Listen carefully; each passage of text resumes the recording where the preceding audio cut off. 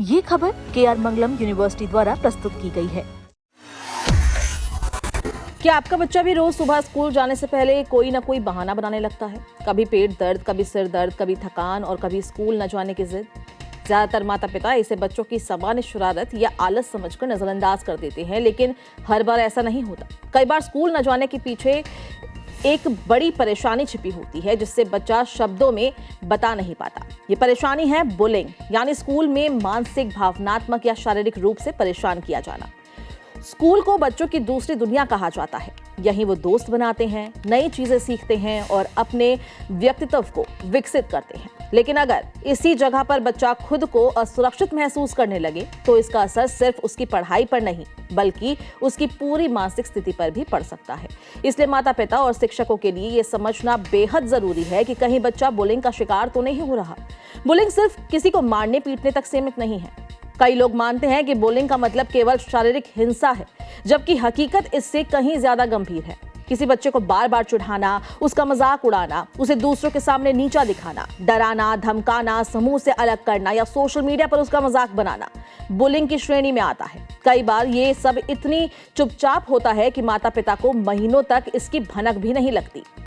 सबसे पहला संकेत बच्चे के व्यवहार में बदलाव के रूप में दिखाई देता है। जो बच्चा पहले खुलकर बातें करता था, अचानक चुप होने लगता है, परिवार से दूरी बनाने लगता है, छोटी छोटी बातों पर गुस्सा करने लगता है, तो इसे हल्के में लेना नहीं चाहिए।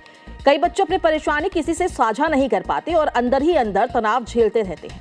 स्कूल जाने से बचना भी बुलिंग का बड़ा संकेत हो सकता है। अगर बच्चा बार बार स्कूल न जाने के बहाने बनाने लगे, सुबह तैयार होने में आनाकानी करे या छुट्टी लेने की जिद करे, तो इसकी वजह जानना बहुत जरूरी है। कई बच्चे डर की वजह से स्कूल नहीं जाना चाहते, लेकिन वो अपने डर को खुलकर नहीं बता पाते हैं। इसके अलावा बच्चे के शरीर पर बार बार चोट के निशान दिखना, कपड़ों का फटना या स्कूल का सामान बार बार खो जाना भी चिंता का विषय हो सकता है।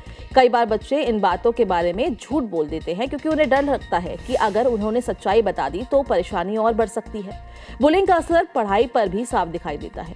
जो बच्चा पहले पढ़ाई में अच्छा था, अचानक उसके अंक गिरने लगते हैं, पढ़ाई में रुचि कम हो जाती है या वो क्लास की गतिविधियों में हिस्सा लेना ही बंद कर देता है।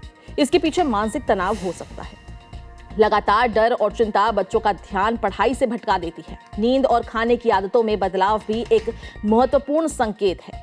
बुलिंग का सामना करने वाले कई बच्चे रात में ठीक से सो नहीं पाते हैं, उन्हें बुरे सपने आने लगते हैं या वो बार बार डर कर उठ जाते हैं। कुछ बच्चों की भूख कम हो जाती है, जबकि कुछ जरूरत से ज्यादा खाना शुरू कर देते हैं। ये सब मानसिक दबाव का परिणाम हो सकता है।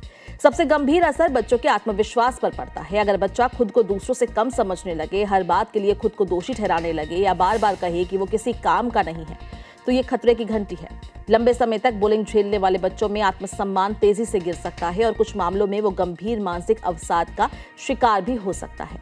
ऐसी स्थिति में माता पिता की भूमिका सबसे महत्वपूर्ण हो जाती है। बच्चों से रोज बातचीत करे, सिर्फ ये ना पूछे कि स्कूल कैसा था, बल्कि ये भी जानने की कोशिश करे कि उन्होंने दिन भर क्या किया, किसके साथ समय बिताया और उन्हें किसी बात से परेशानी तो नहीं हुई।